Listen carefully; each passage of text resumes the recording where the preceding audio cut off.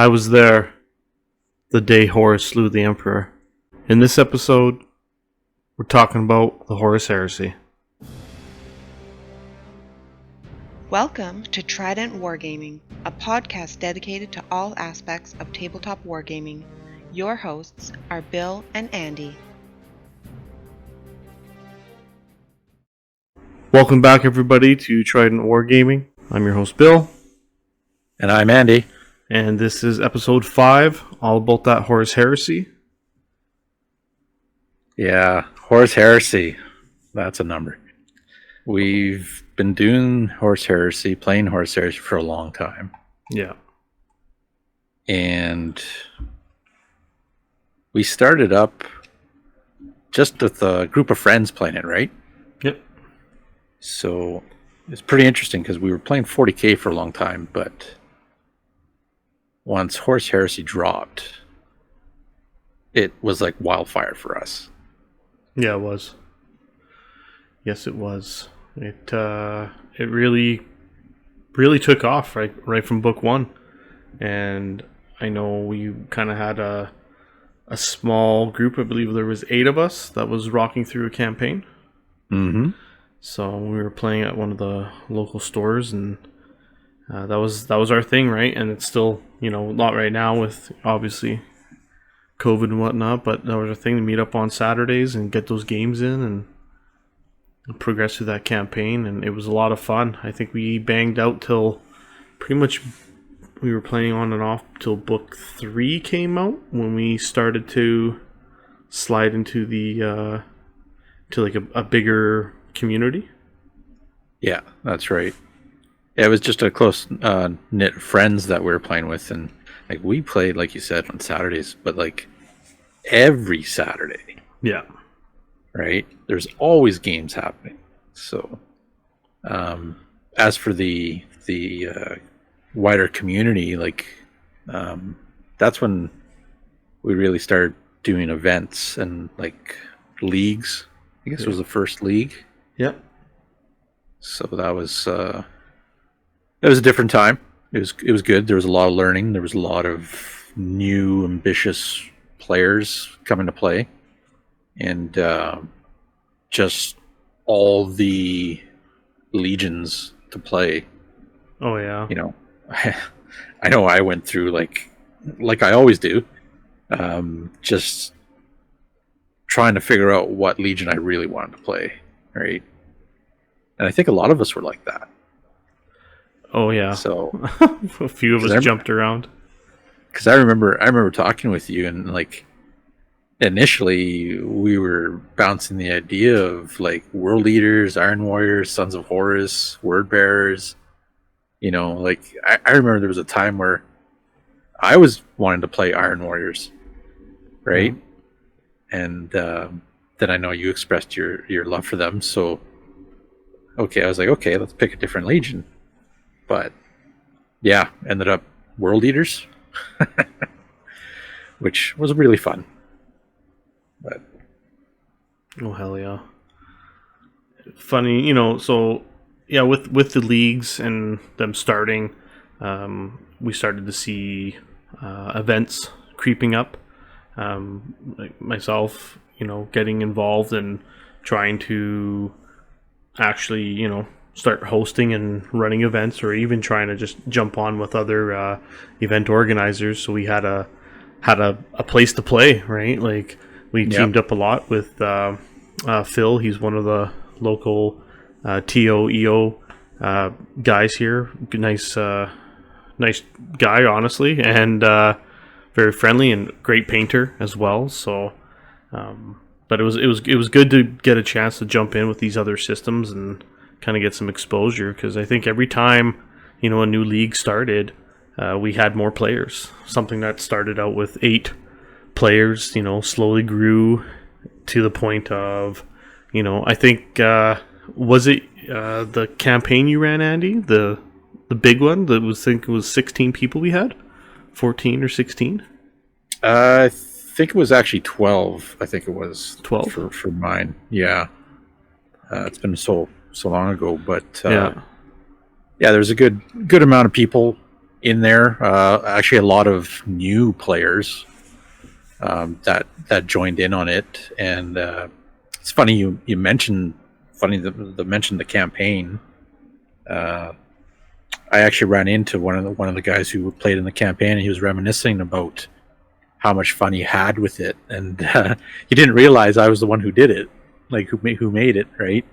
And he was talking about it to me, and I was like, "So, are you talking about Monte Card campaign?" And he was like, "Yeah, that one. You know, where you had to, your character could advance and get skills and this and that, and had a chance to like die and whatnot." And I was like, "Yeah, that was the one that I created, right, for you guys, kind of thing." But it is a good experience. I really only had like time span of like 2 weeks to hammer it out after LVO. Yeah. And that was hardcore. I'm kind of glad I wasn't working at that time, because it was like every day you're pumping in time, had a website for it, all that stuff, right?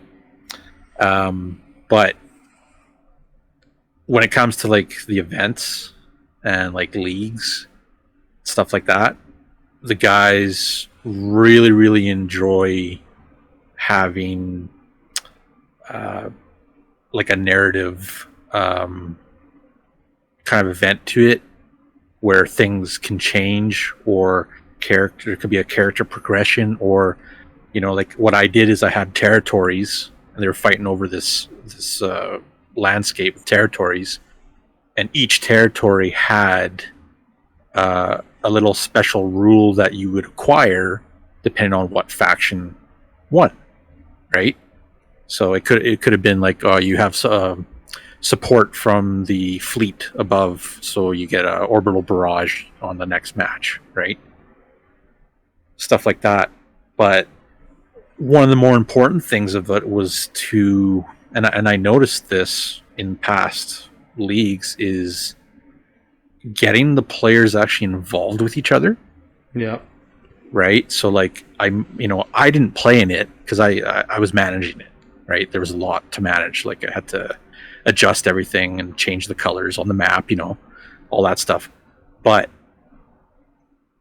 having both loyalists and traitors in messenger chats, and then having everybody also in one big one, and I ended up doing this. It was an initiative roll, so literally it was like, okay, you guys decide what you want. You guys decide what you want.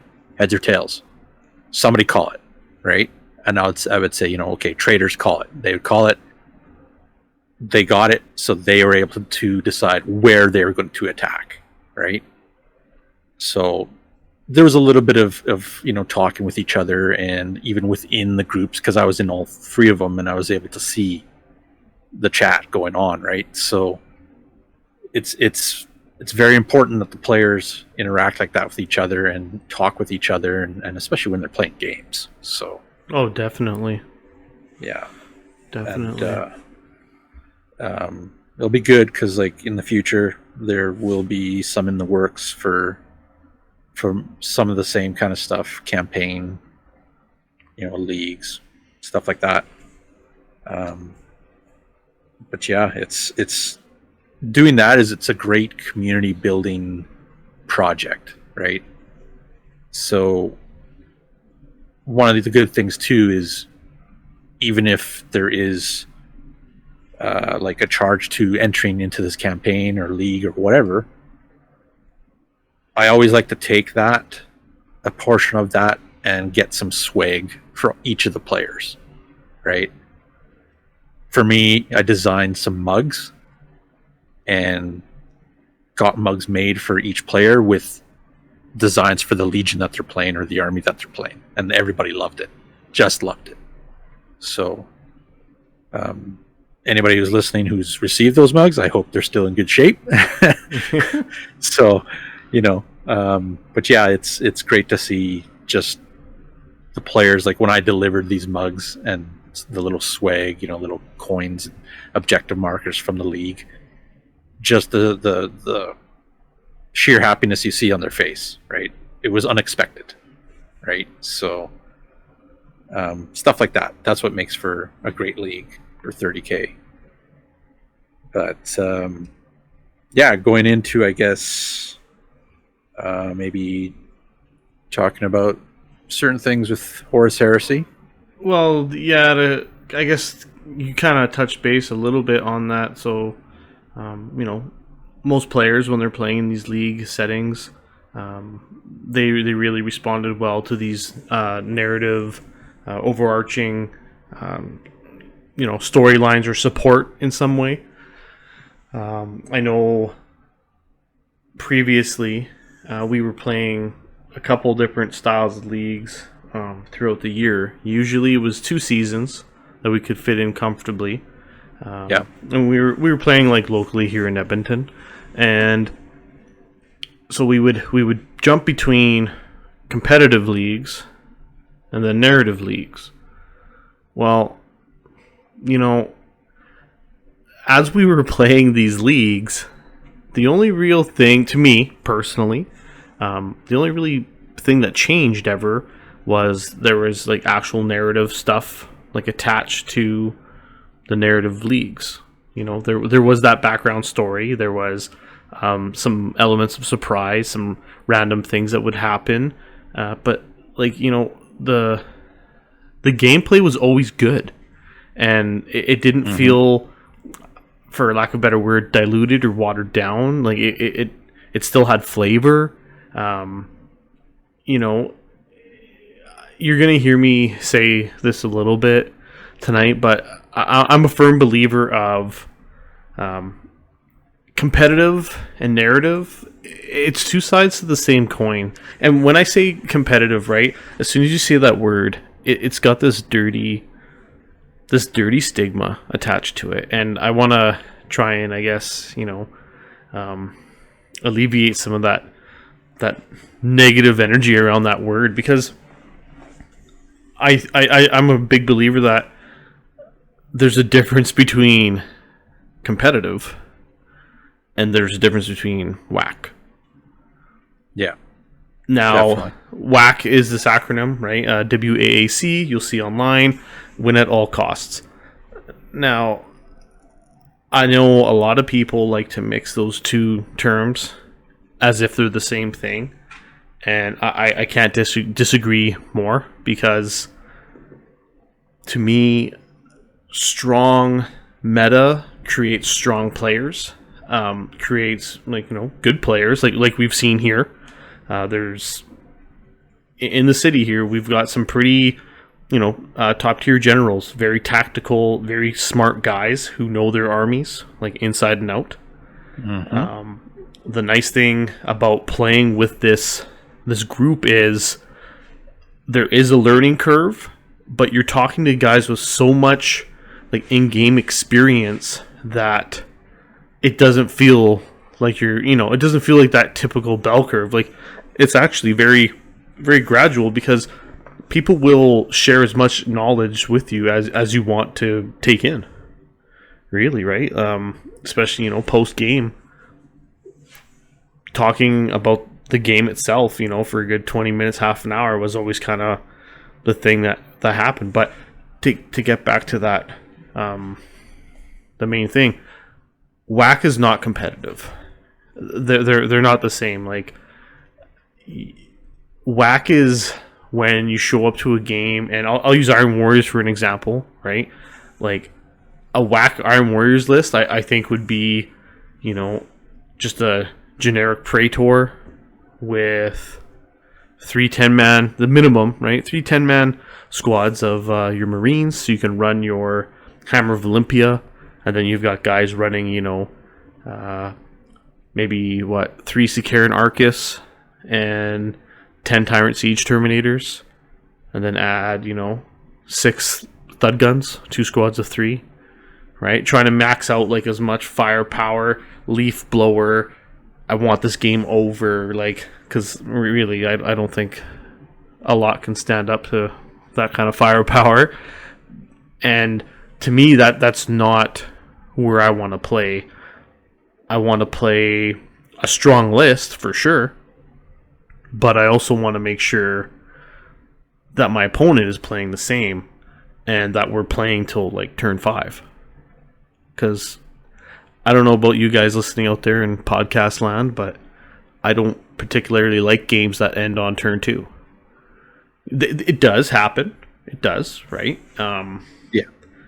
I've been on the receiving end of that, and you're like, oh, maybe I shouldn't have tried to outflank my whole army and leave that one tank on the board, right? Maybe, but okay. Yeah, we've seen that. Yeah. Okay. Yeah. But yeah, it does happen. But most of the guys, I would say like 99% of the guys, don't ever want to see that happen. So yeah, and I agree. I agree with you on the WAAC on competitive. And the thing too with WAAC, that's definitely a mentality thing with the actual player, right? Like if I've built a list and I've completely min-maxed it, and I'm not even playing the mission. I'm just playing to wipe you out. Right? Like that's where I think it becomes not so it's not so fun for the players. Yeah. Right? And for myself, I don't really recall too many instances with that. Right? There might have been one in a small match that we had at small point level. And it was against a Mechanicus player, and there was no chance. I recall this particular instance, yes. So, like the whole idea of going into a game, be it you're playing with your best bud, you're playing with your local group, or you're going for a random game with just somebody who showed up, or a league match, right? Whatever. If you're bringing a strong list now, and here's the thing, like Bill said, competitive and narrative. I really start to hate those words. I do too. Those labels, they just don't work, right? You hear it so much and I'm gonna go on a rant. Like, hit me. No matter what game you're playing, no matter what level you're playing, okay, be it narrative, be it competitive, there's always going to be that end game result of you're playing to beat the other general. Okay, yes, a lot of guys you'll hear, oh, I'm just playing for fun, we're just rolling dice, we're just playing for. I get that. I've been there. I get that. I play multiple games and I do that too, but in the end, you're still playing to try to beat the other general, right? So when you come to the thing of, super competitive, well, in my eyes, that's what makes like yourself as a general a little bit better. Like, I'm a 50-50 player. I'll tell you that right now. You know that, Bill. Yeah. But I can give you guys a run for your money. Plain and simple, right? Oh, yeah. Like there's times where I literally pull it out of my ass and I'm taking first place, or I'm winning the round robin, right? And I just defeated the guy who was in first place all season. Yeah, one of the biggest upsets we ever saw, which was awesome. So, but again, no matter how you're playing, even if I'm playing fluffy or narrative and I got, 200 Marines on the board, right? And I'm not really taking any of these, really awesome units. I'm still playing to try to defeat my opponent. Yeah. I'm still playing to try to score that win, right? So when you comes to competitive and narrative, like you said, same coin. Myself, yeah. I'd love to throw those right out the window, but yeah, it's also in the mentality and like of the players you're playing with, right? So having that same mindset of games you want to play, because it's not, in my opinion, it's not fair to go in and like, this is how you want to play. You want to play a strong list. You want to get better using your army. You're playing your army. You've been playing it for a long time. You're trying to better yourself. You might change out some units. It's not fair to you to go and kind of degrade your army just to, play the guy who's playing narrative or fluffy or whatever. And this is in like just a random game, right? I'm not talking like a tournament level or nothing. This is just a random game kind of thing. So, and it's also not fair to the other guy if his play style is going to be different, right? Because you both want to have fun, 100%. But you really got to be playing with like-minded people, right? So, I know like when we play, when me and Bill play, it's usually a pretty good grudge match. There's a lot of upsets. Mm-hmm. Sometimes it's, it's just a grindy fight. Other times it's, turn 2, it's like, damn, this is not good, right? And then other times it's like turn 6, down to the wire, it's one move. You know what I mean? So when it comes to all that, it's literally the mindset of the players. Yeah. If and this goes back into community stuff as well, because in a greater community you have both sides, right? And guarantee you probably will run into somebody who is whack, right? But that's the thing with the community. Like, if you have community leaders playing and being active and just making distinctions of like making sure that player A and player B, make sure you guys talk about your game, how you want to play, because I'm a firm believer of if I'm going to a game, a pickup game, maybe I should be bringing 2 lists, my strong list, hard list, whatever you want to call it, right? Or I'll bring one of my fun lists, and if I know the guy I'm playing is kind of new to the game, okay, well, I shouldn't say, like, it's a fun list for me, but it's not as strong as it would be for my strong list to play against somebody like, one of our friends, right? Mm-hmm. That I know are strong players, strong generals. But those 2 words. They really are. It really is like a double-edged sword sometimes talking about it, because competitive, hard list, strong list, fluffy. It's just I like to play armies that feel good on the table and have flavor to them. Mm-hmm. And I think having that covered and also having good games is well within reach. Again, if you're talking with your opponent and setting it up and, making sure both people are kind of aware what's going on. But this kind of leads us into, when you're making an army, I don't know about you guys, but for me, it's an ordeal.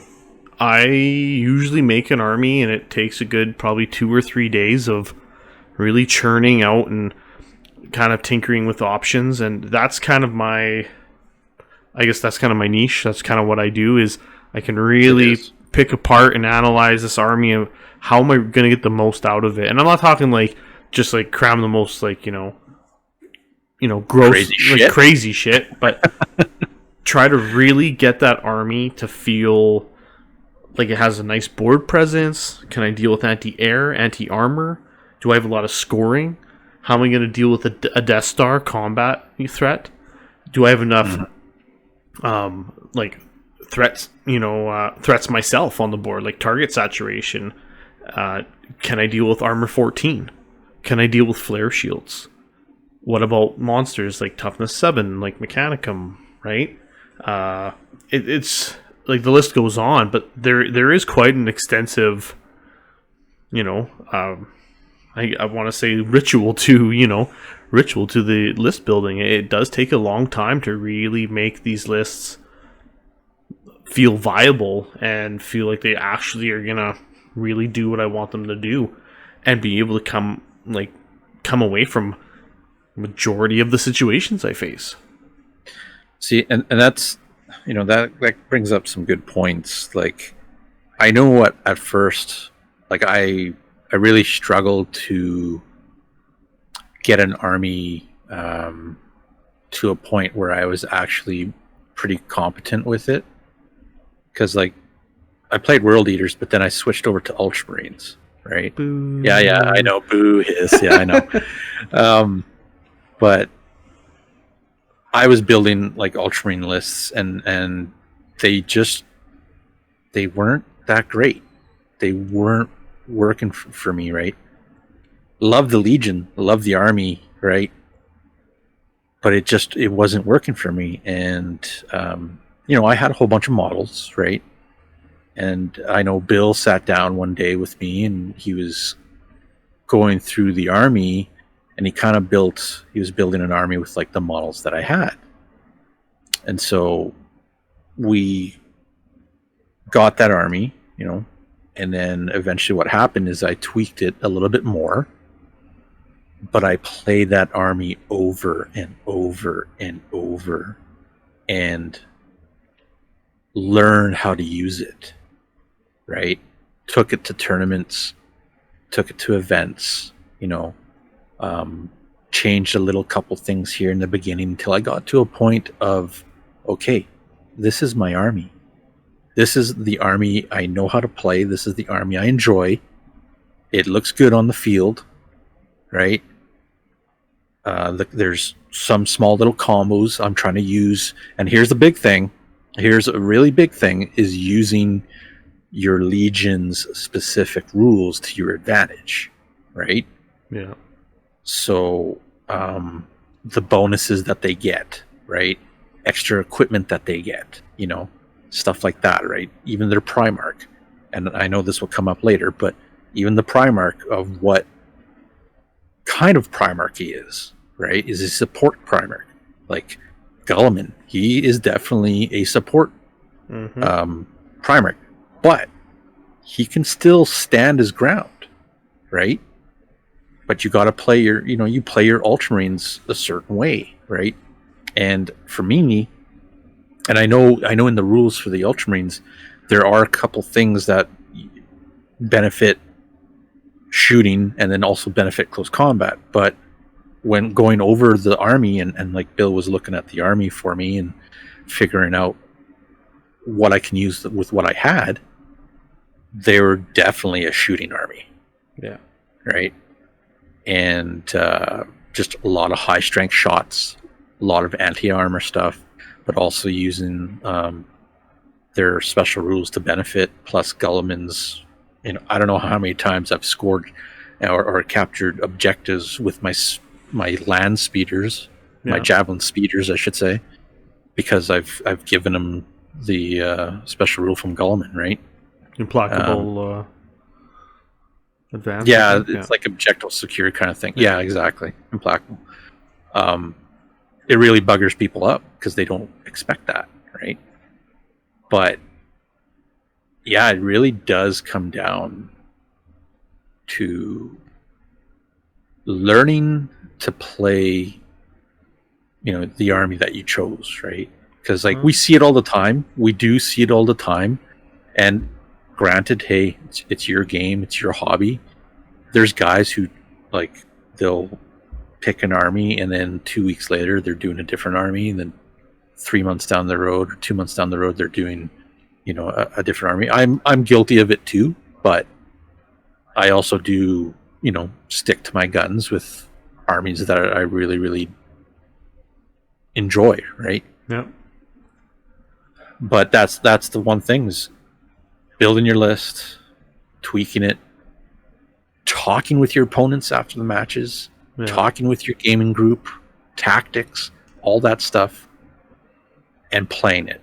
Just play it, play it, play it, play it, play it. Yeah, and that can't be understated. If you have a new list and you're really trying it out, you should try and play, honestly, give it a good 6 to 8 games at least before you start making any tweaks, and play different people.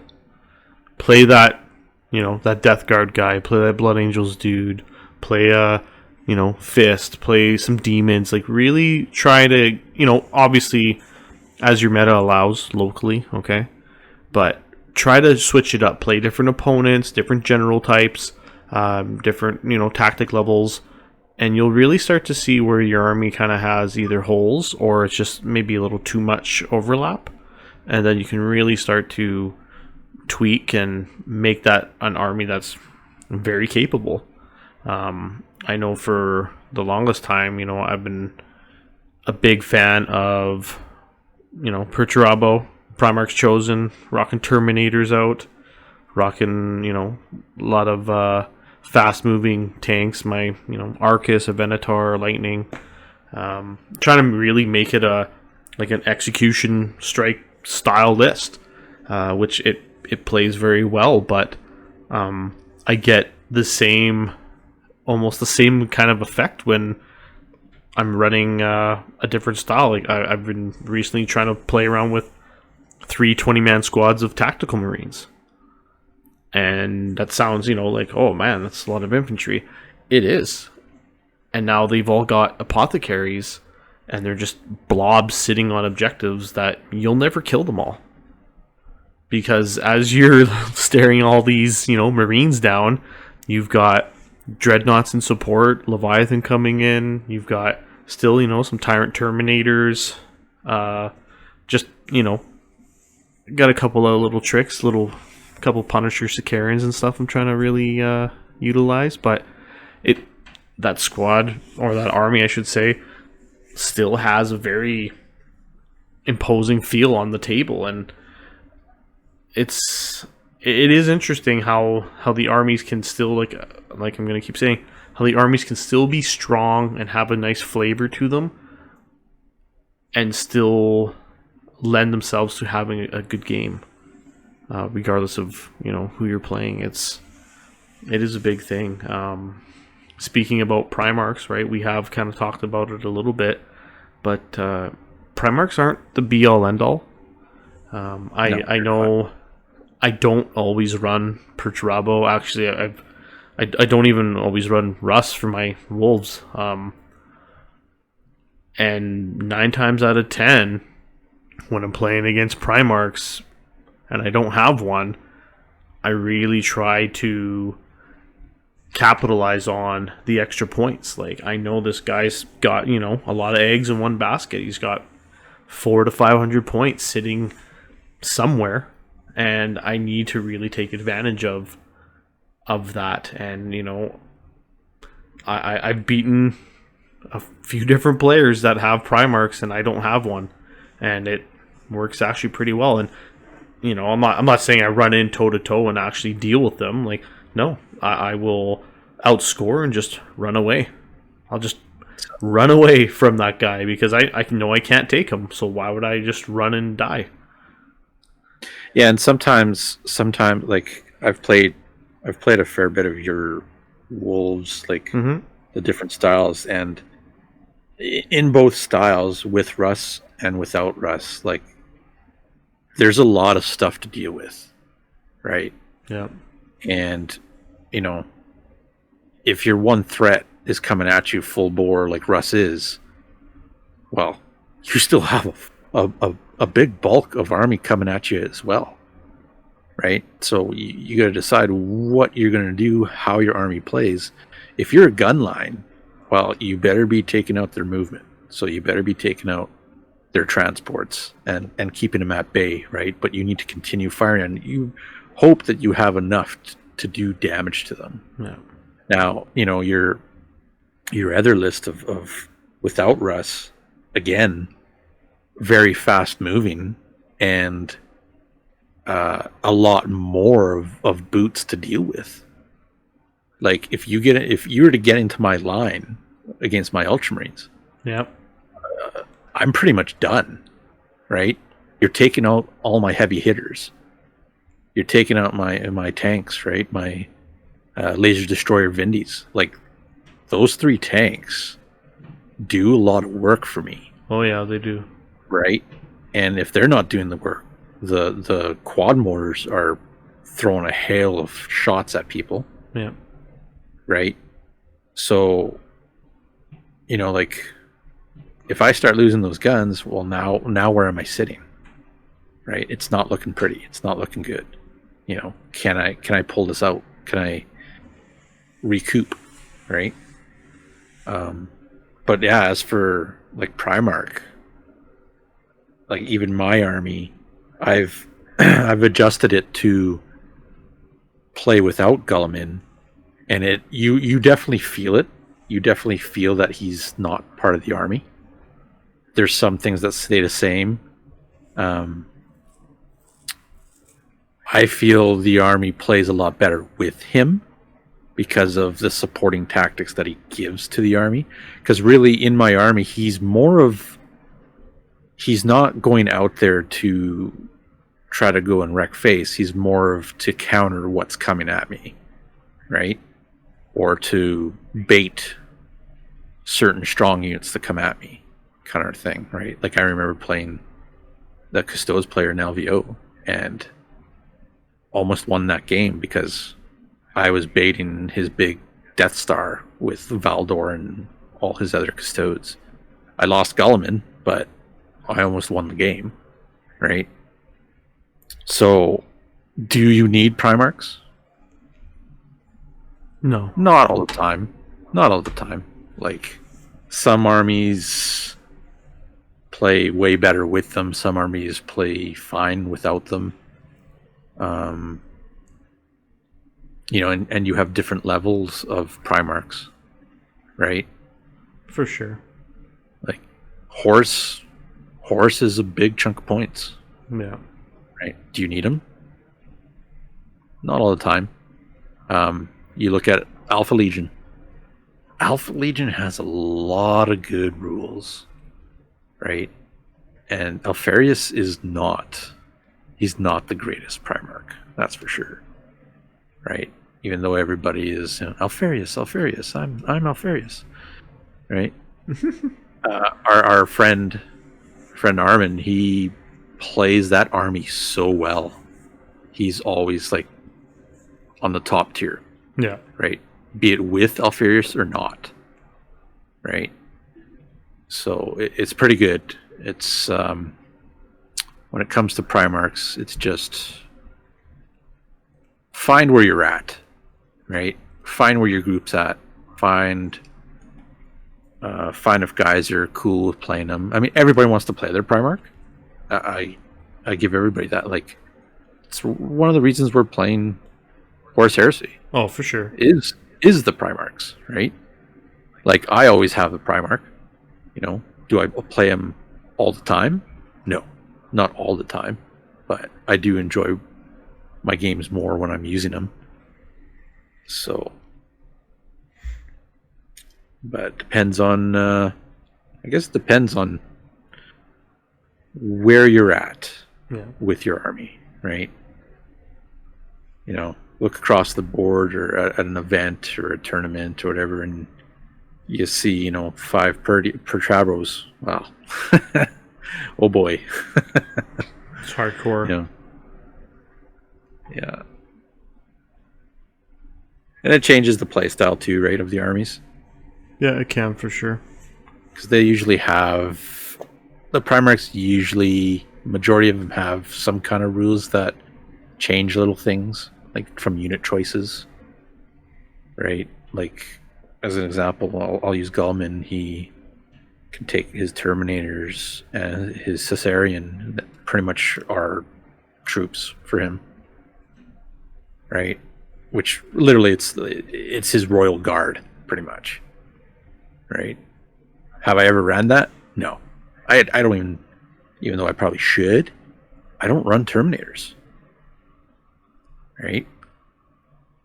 And that's where it comes down to your unit choices. What's in your army, And I know we'll probably touch on that here too with your army choices, your legion, or your unit choices, right? Yeah. Well, not the most popular opinion, I realize, but most Legion-specific units underperform for what you pay.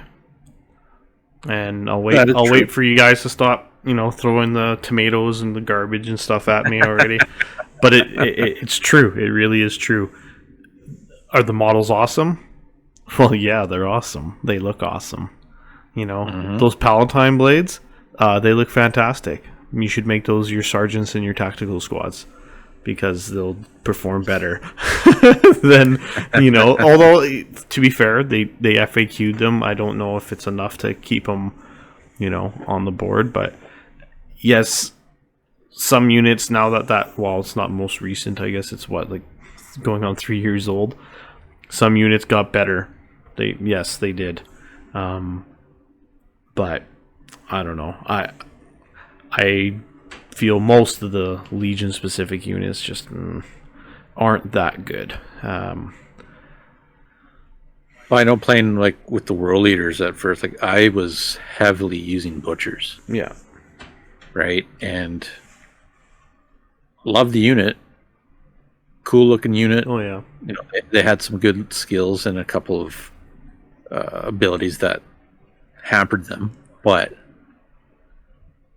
the whole thing with them was they really don't have anything to deal with large vehicle targets or even Primarchs, right? Yeah. A squad of just power axes, right? And always getting hit on threes doesn't help. Yeah, and they don't score, but their sergeant, I think it was the Devourer. Yeah, you're able to give him, I think it was a chain fist or 2 chain fists, something like that. That's how he's modeled, I think. Yeah. Okay, so I got, I have 5 or 6 attacks with him, something like that. It's been so long, but why wouldn't I just take a squad of regular Cataphractii Terminators or Tardos Terminators, right? Mm-hmm. Sure, I got 2 wounds, but when I'm faced against the Salamander Fire Drakes, that doesn't matter. Which I know he's going to disagree and be like, no, that's trash. But even the Salamander Fire Drakes, they're not worth it. And I'm sorry, Darren. And Norman, I know you guys are going to be like, you're wrong, but hogwash. I would always take regular Cataphractii Terminators and take the extra models that you can. I think, remember, we were talking about Fire Drakes in general, right? And I know we're a little off topic with this, but okay, Fire Drakes, you got a 5-man squad. For that cost of 5-man squad, you can take a 7-man squad of Cataphractii, and they have the scales upgrade, so they can still have a 3-up, and they have power fists, because let's be real, man, when Death Star's hammer units, in air quotes, when you're swinging them and they hit each other, doesn't matter if you got 2 wounds or not. Strength 8 is strength 8, baby. It's instant deathing everything, and it's just failed saves. That's really what you're trying to do. Realistically, with a Death Star hammer unit, that's what you're making it for. So I'll always go body count. I'm a big fan of Boys Before Toys, which is probably my inner orc slowly trying to break out, but for real. Numbers. Yeah. Numbers, they really do help. But the meta changed though, right? The big Spartan Death Stars. The last few times that I've played, I haven't really seen that. No, they did start to go away in recent, within the last year or so. And that's another thing, when we're talking meta, I personally, I don't like conforming to the meta. I try to like break the meta. Essentially, like when we were doing heavy, like, okay, so this is, season 3 of League, full swing. You've got, the 12, 14 guys playing in this league. Like every army was rocking the Holy Trinity: Spartan, Venator, Lightning. Every army. And this is at the time, pre-FAQ, when Perturabo could deep strike the whole army of Terminators. Basically, everything could be in reserves. They could all come in. It was very Alpha Strike heavy, and in my personal opinion, probably too much for sure, because it's the only army that could do that. So you null deploy, and my thing was anti-Spartan meta. I didn't take a Spartan. I took, Lightnings and Venatars and everything, Terminators, deep striking galore that could drop and blow up that Spartan, and tip the scales to be even. And even over time, right? Like, okay, now the FAQs come, I can't do that, but still Spartans are not very hard to outmaneuver and really manipulate and take out fast. So it's just, tools. You got to learn how to deal with them. But the metas, yeah, if you have a chance to strike out on your own and be that pioneer, you will take some flack, to try and go against the grain. But if you can really find something that keeps your opponents on their heels and pushes back on that meta build, you'll really find that your games are a lot more entertaining, and your opponents have to work really hard to try and actually, deal with your list. And I think everybody should try to do that, like, at some point. Oh, it puts them on the back pedal, right? It does, yeah. Because, like, if that's the meta of your community or game or whatever tournament you're in, yeah, you go and you face somebody who has completely different tactics, yeah, compared to everybody else. Like, it's going to happen, but you're like, whoa,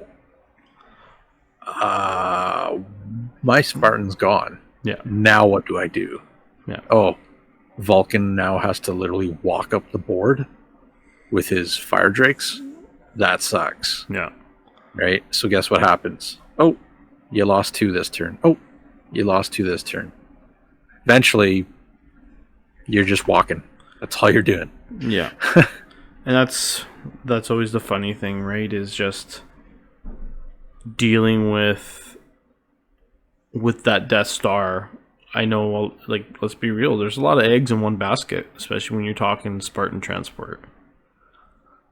Oh, 100%. So, the last thing someone wants to have happen is have that Spartan pop, but it does happen, and it's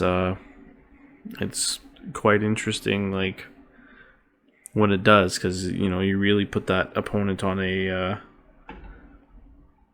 in a tough spot. And I think that's a big thing too to think about, is try to play outside your Legion's stereotypical, I guess, what they're known for, right? Like, most people think Iron Warriors, a gun line. I don't run a gun line.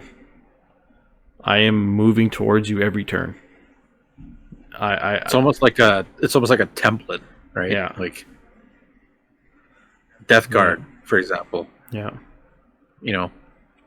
They try to use all the heavy support, or like Devastator squads, heavy support squads. That's the Reaping, right away, Yeah. which I've seen used to awesome effect. I've been on the receiving end of that by one of the local guys, Alex, and yeah, 10-man squads of autocannons. They're not nice. They rip shit up. But again, too, like, if you are building an army like that, just make sure there is that synergy with the rest of the army, and you're not just relying on just that unit or just those units, right? Yeah. Like, there's got to be some other synergy, and there's got to be some other effect the rest of your army is going to have and can do to support right? Like for me, when it comes to dealing with anti-air, or dealing with air units, I should say, I really only have one unit that can shoot at anti-air stuff, but the Mortis Contemptor, but it's very situational, right? So a lot of times I'm not too worried about the air force or air unit coming in, just due to the fact that with my army, I'm actually giving you a negative to your reserve rolls. So there's a good chance you're not coming in until later in the game. Oh, yeah. Right? So... That was kind of built into the big, two blue middle fingers, like way that army was built, right? Yeah. So, yeah. Then I love that it works so good, and I absolutely hate playing against it. Because 9 times out of 10, when I know I'm playing Andy, and I've got, options where I usually will go in reserves, nothing other than my, Dreadclaw drop pod, everything's on the board.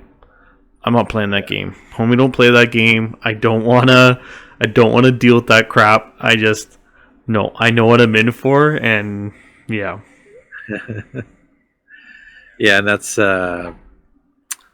it's funny because in LVO, the first time I went to LVO, I had that in my army, and nobody put anything in reserves.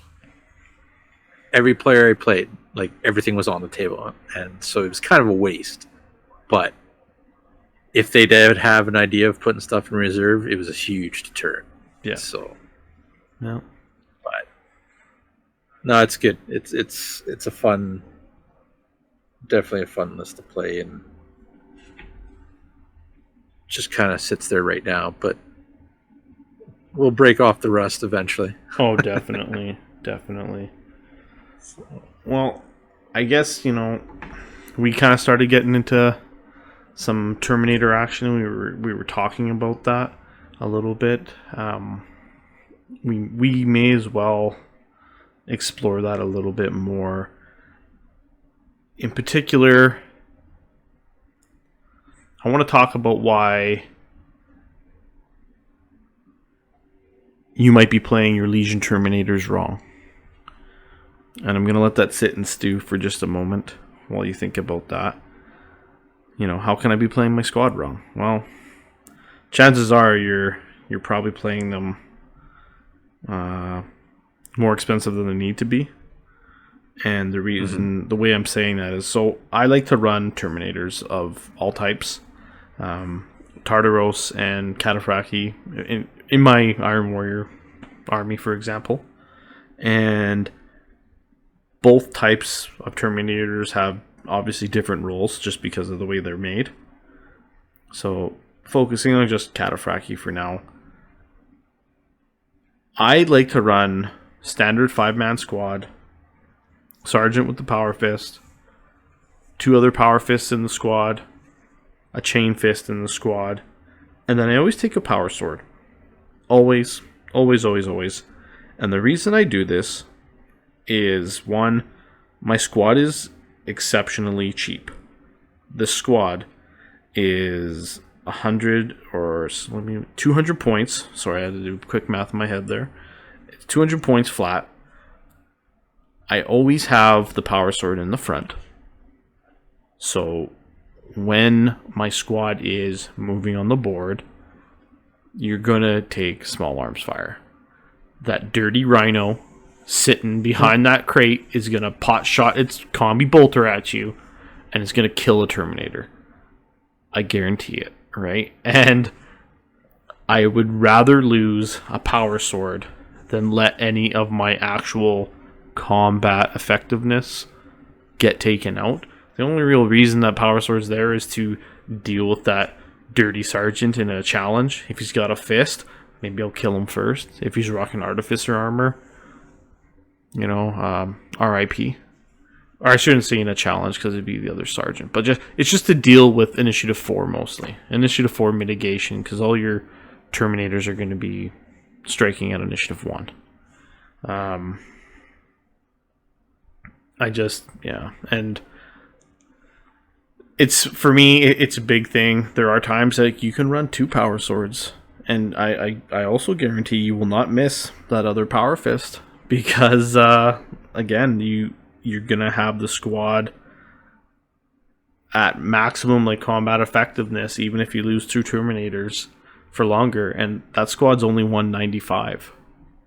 So I just, again, like with this tinkering, the list tinkering I like to do, I really like to keep my Terminators cheap and cheerful. 200 points, like max. If I'm sitting in a weird spot where it's like, oh, I've got 40 points and I have no idea what to spend it on, maybe I'll splurge on a Reaper autocannon, or, you know, a combi, insert special weapon ammo here, you know, something like that. But for the most part, I just, yeah, I find the Terminators, a lot of people just run them, juice them all to the max, run big fat squads, which is nothing wrong with that. Let me just, you know, let me reinforce that. There's nothing wrong with running them like that. But you will get more mileage out of cheaper squads because you'll have more squads on the board running around. I know that squad is, you know, good by itself. Now you drop it in a Dreadclaw, and that squad is a pain to deal with because, you know, kind of just hangs out in the back line. Opponent knows it's there, and he knows what's inside, and yet, you know, it's just, it's not the main threat.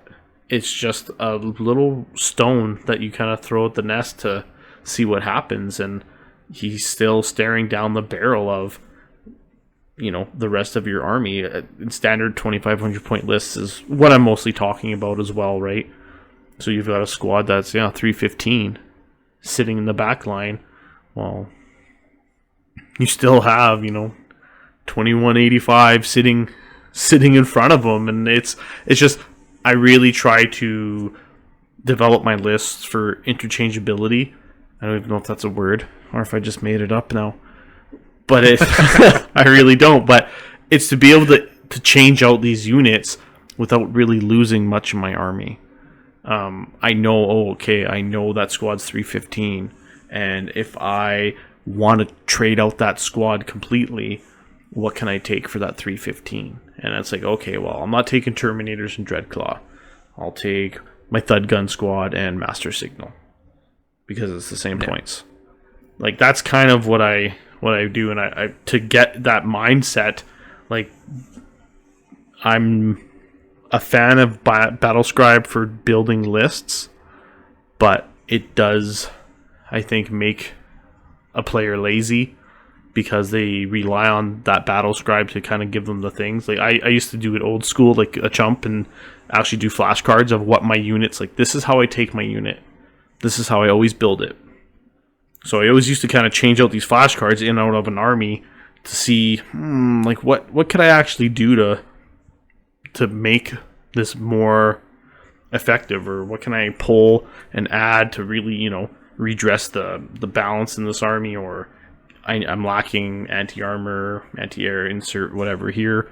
But that's kind of how I started with my list building, and it's kind of just taken over. Like, my word bearers that I've been working on, I did the same thing on Battlescribe, and it was basically a duplicate of the same army, and there's like 6 or 7 of them, and they all play super different, right? And only one of them has Lorgar and Gal Vorbak in it. Everything else is no Gal Vorbak and no Lorgar because they're expensive. They're good, but they're expensive, and I'd rather take more bodies. Yeah, it's all on the player, right? Yeah. What they, and a lot of guys want to play with those fancy units because they enjoy that. Mm-hmm. They might not win games, but, you know, it depends on what the player wants to do. Yeah, for but sure. If you're one of those players, you know, if you're a strong player and you enjoy that strong game against somebody else where it's not just a blowout, or you're just not giving two shits because the other player's not really at your level, like you're just kind of there conversing, rolling dice, and just kind of whatever. Hopefully you're not that state, but with going into building lists and whatnot like that, you definitely need to tinker, as you say. Yeah. Just always tinker with the army, but play the same army and keep going with it. I know myself, I'm eventually going to start going on the White Scars, and that's going to be a completely different project from any other army that I've played. With all the bikes and jet bikes and the speeders and all that stuff. So it's going to be really fun. Definitely really fun for playing it, but it's going to be a lot of trial and error. Model-wise, I'm good. I've acquired a friend's White Scar army, and it's going to be fun to just tinker and bounce ideas off of Bill and our other friends and people in the community. But yeah, just looking at your units, like Bill was talking about the Terminators earlier. I used to run them all chain fists, drop them in a draw pod like a Dreadclaw, and I'm right beside your tank. Okay, cool. It's a lot of points in there. I'm a threat, and if you don't take me out, I'm gonna rip apart your vehicles and stuff. But what's happening on the other side? Most tanks, besides like Land Raiders and Super Heavies, power fists are enough, right? Mm-hmm. As for the power sword, I would still take another power fist, but I can see the value in that, taking that wound. Yeah. And there goes the power sword, right? Depends how you play them. I haven't played Terminators in a long time, so but it'd be something to try out again in the Ultramarines. Yeah, no, for sure. Definitely. I do want to change. Like I said, I've been playing the Ultramarines the same way for a long time, and great army. I always have the option to go back and play it, but I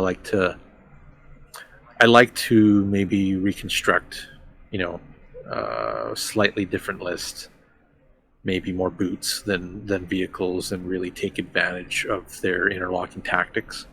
Mm-hmm. Right? Because right now with interlocking tactics, it's mainly my troops, my regular just basic old Space Marine Legionnaire squads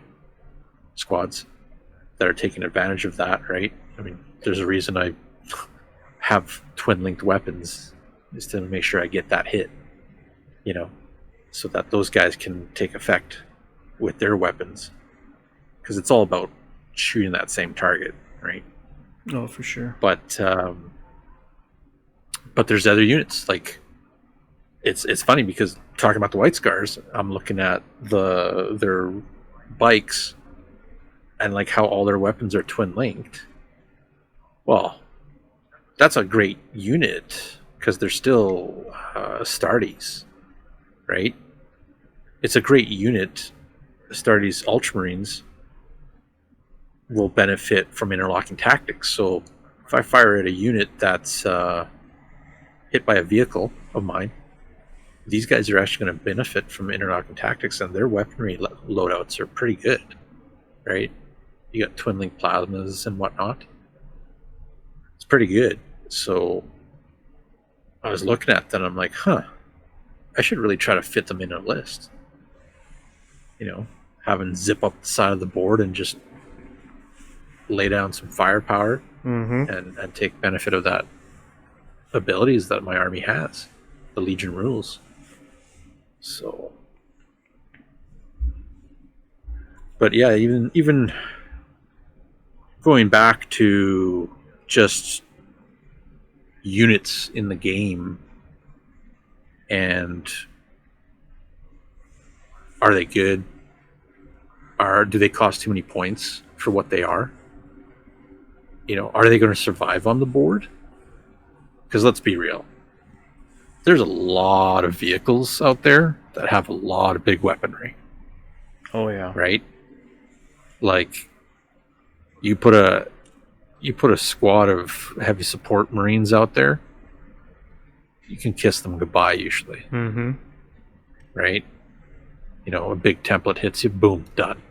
Oh, it ignores cover. Well, shit. Yeah. Done. Doesn't matter if you have an apothecary in there, you're still done. Right? And I think maybe that's why you see a lot more vehicles, is because of that.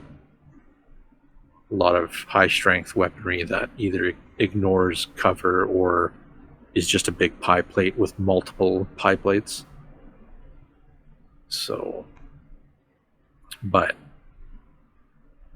all in all, look at your units, check them out. Yeah. I know I run breachers every once in a while. Super expensive, right? And they're not the greatest. They're a cool looking unit, and all mine have power swords, and they all have the fancy looking ultramarine shields, which is awesome. But are they really combat effective for me? Not really. Are they going to be really good in Zone Mortalis? More than likely. Yeah. Right? But would you get more mileage out of Weapon Master Vets? Possibility. Yeah.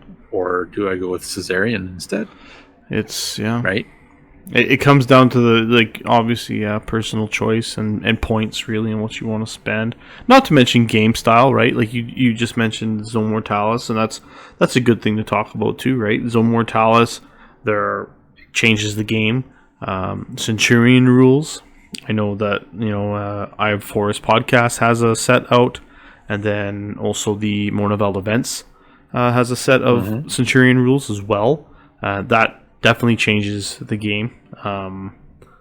It brings things, if you're not familiar with Centurion, both of them are similar. It basically reduces the game to mainly infantry, speeders, bikes, and dreadnoughts, like walkers. Different styles have restrictions on certain ones, like Leviathan can't go in the Mournival event one under 2k, I believe, and vice versa. There's little niche rules for each style, but Centurion is a lot of fun. Zone is a lot of fun, and just a regular Crusade like Age of Darkness games are a lot of fun as well. But yeah, definitely looking at your units, how you wanna play them, what you want to get out of the list. If you're playing for a specific, I guess, in a specific point in time, like in the story, like if you're trying to recreate a force that you read about, and be it First Heretic or Saturnine or whatever, right? That all plays into it, and I do believe, again, you can really get that flavor in your army and still have a strong list that doesn't have to feel like it's unnaturally diluted, if that makes sense. So a lot of valid points there, right? So it's really all on how you want to play your army. If you enjoy those units, go for it. If you want to make strong lists, go for it. You want to play narrative, go for it. Just a matter of community and or same kind of mentality of players that you're playing with. Yeah. And it happens on all different systems, right? Like different gaming systems. It happens. I see it. I've been seeing it lately with just on all these other Facebook groups and whatnot of different games and how people are playing on like TTS, for example, they'll play games and you can see the guys are building, they're actually building hard lists. So strong lists, right? But yeah, it's your hobby, it's your game, so all the power to you. Definitely enjoy it, and definitely, while we're on the subject, comment, let us know, how are you guys playing? How is it where you guys are playing your games of 30K? I know locally here, right, in Edmonton, we've got a solid, I'd say, if everyone came out of the woodwork, 20-ish players, about around 20, I guess, would be a fair number. Yeah, about there. Including the Calgary crew, maybe 25, 26. So there's definitely a decent amount of people. Well, for us, at that standard anyways.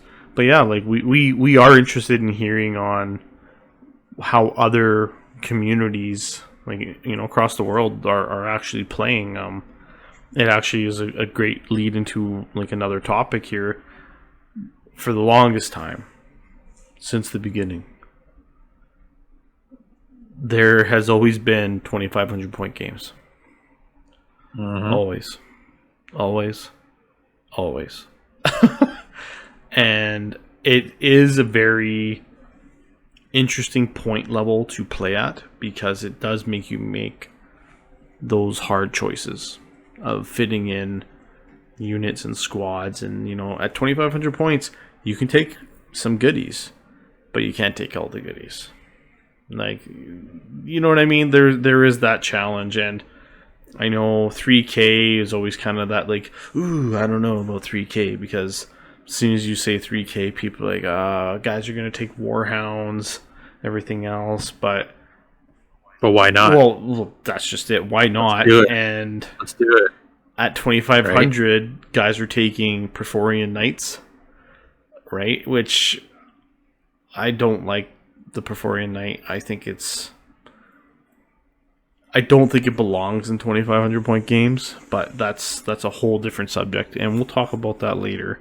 Yeah, but with 3K is fun. What I've been hearing a lot about, especially from some of the UK guys, and we started to dabble about, just in 2020 when we could play, we were starting to kind of explore this points, but 3250 is a really interesting points level, because I think it takes a lot of the fear of facing certain units away.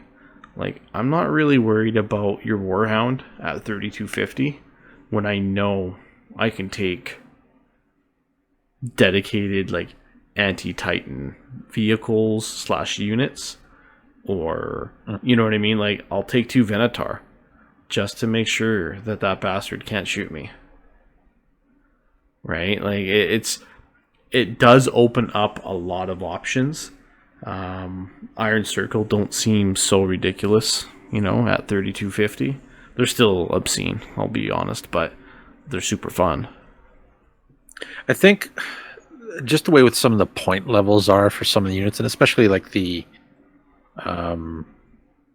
Legion specific units. Yeah.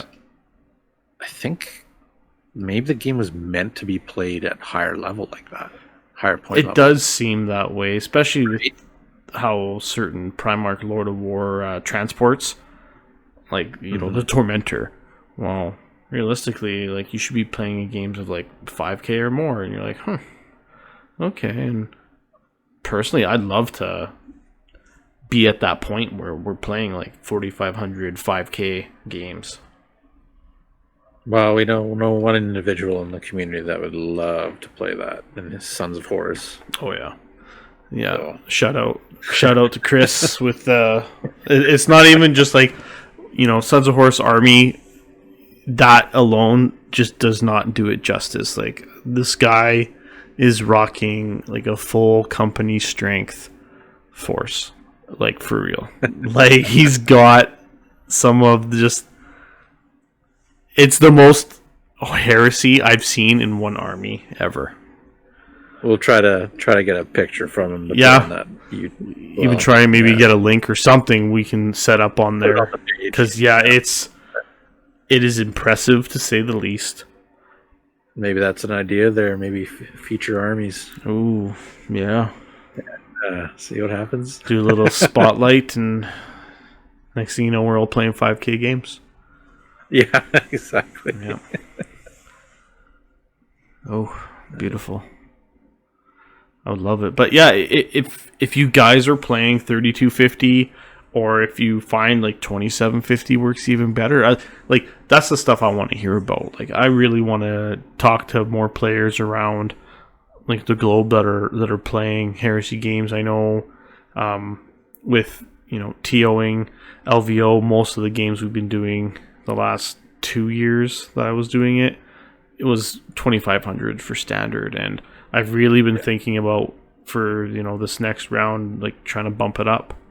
I think 3250 would be a nice change of pace. A little bit more toys, a little bit more, heavy hit. It's just it changes it to the point where I think you give the players more freedom to explore their lists, and you really again take away kind of that fear. Like there are times where yes, we did see Perforian Knights at the event, and they do well, right? Like the unit does well no matter what. But I think at the higher point level, I don't think it'd be such an issue because people would be running just a different amount of units and whatnot. So I think what Bill's trying to say is it allows the boys to bring the toys. Indeed. Honestly, like now you got extra points to play with. Now you get to bring a bit bigger guns and a bit fancier units that you'd enjoy using and playing that you really wouldn't, in a standard size game, right? So well, they do say big guns never tire, and I believe it. This is very true. Definitely. But that's pretty good there, I think. We're any other topics we got there, Bill, for Heresy? For this particular round, we kind of covered most of our talking points this round. Like as we go through Heresy, we're definitely there's more stuff, but we want to kind of spread it out over time so you don't listen to us just kind of rant on here for 3 hours. But we're definitely going to continue going through Heresy. Like we've been playing again since it came out, so between the leagues and running events and hosting and playing at events, there's a lot of knowledge that we want to share with you guys. And this was kind of just to dip our toe into talking about it, right? That narrative competitive thing, in the beginning of the episode, it definitely has merit, and I hope it does yield a little bit of conversation, talk about it, make some comments on that page. We definitely like to engage.